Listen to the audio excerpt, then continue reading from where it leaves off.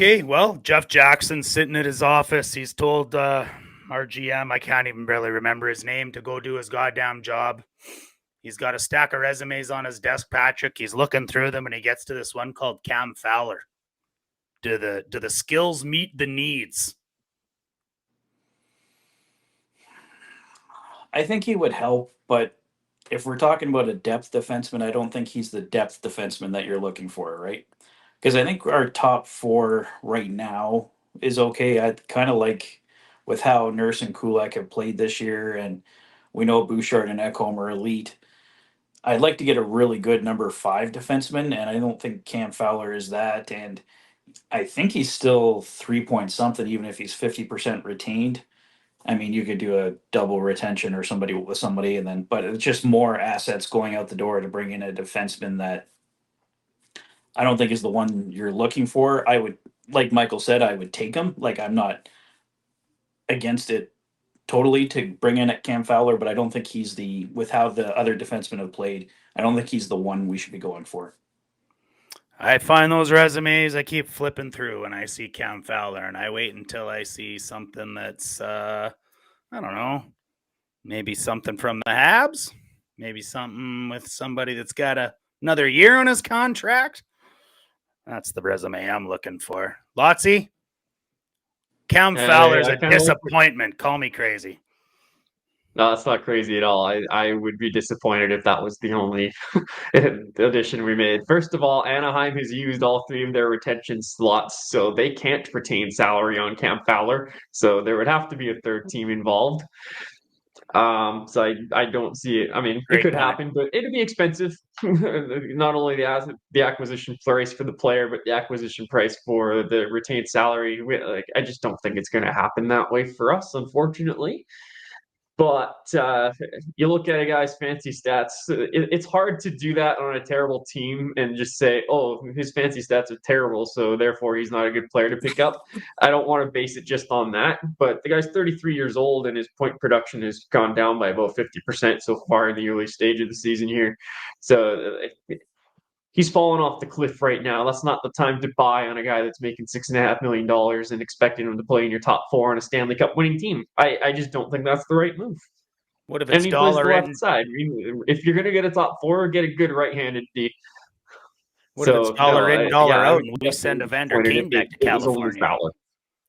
You hate Evander Kane so much. California. We'll just send Kane back to California. Dollar in, dollar out. Couple of Habs out there. I don't know if, it'd be nice to, it's not, Caden Gooley would be amazing. I don't think I'm really happy with Savard. Mike Matheson's the guy I'm talking about. Yeah, Matheson.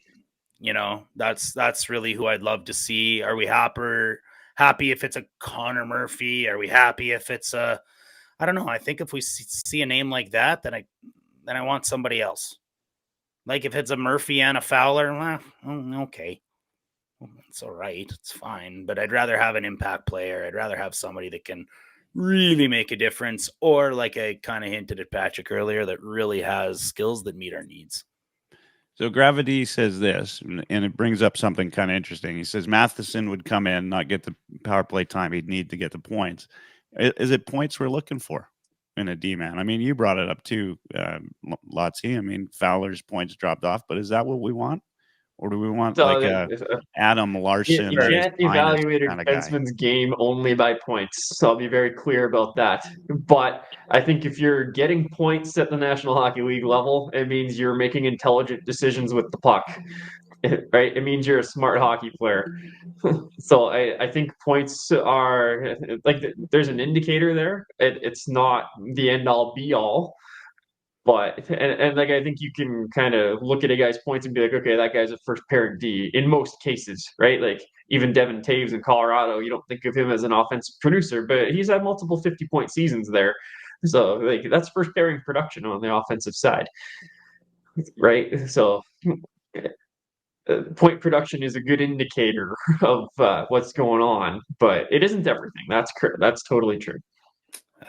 Just looking at natural stat trick, Mike Matheson, 5v5 points. He's got 40, like 70, 70 or 80 5v5 points over the last 3 years.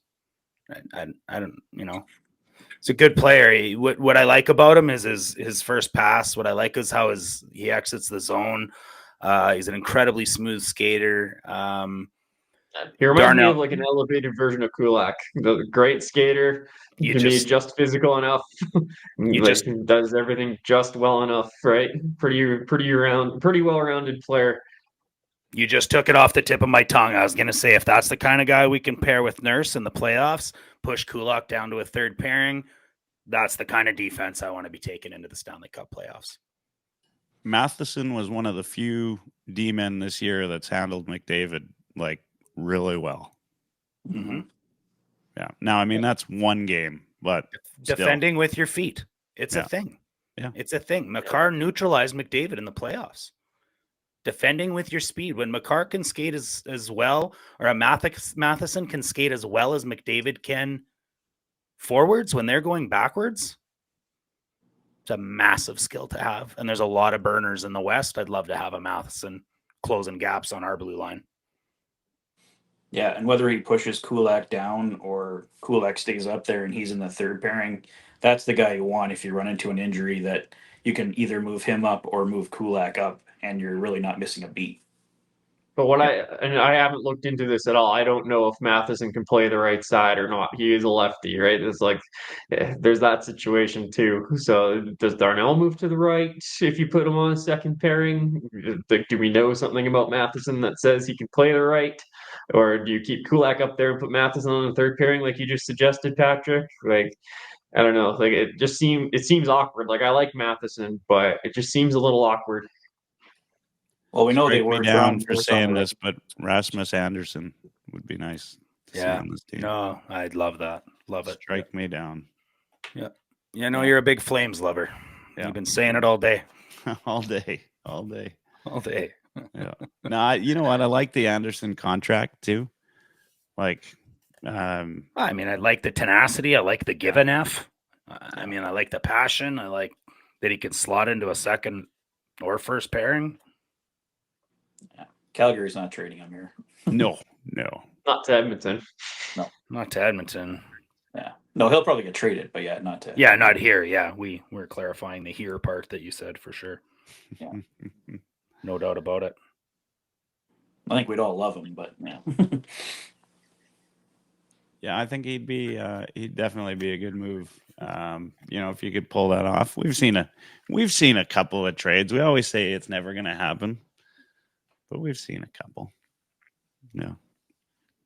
Yeah, never say never, but yeah, it's always more expensive for the Oilers to acquire somebody from the Flames. Like we have a very recent example of this with Chris Tanev last year, right? Like we had a first rounder on the table, and it was Cody Ceci going the other way. That's what I believe, based on all the info we saw from the insiders.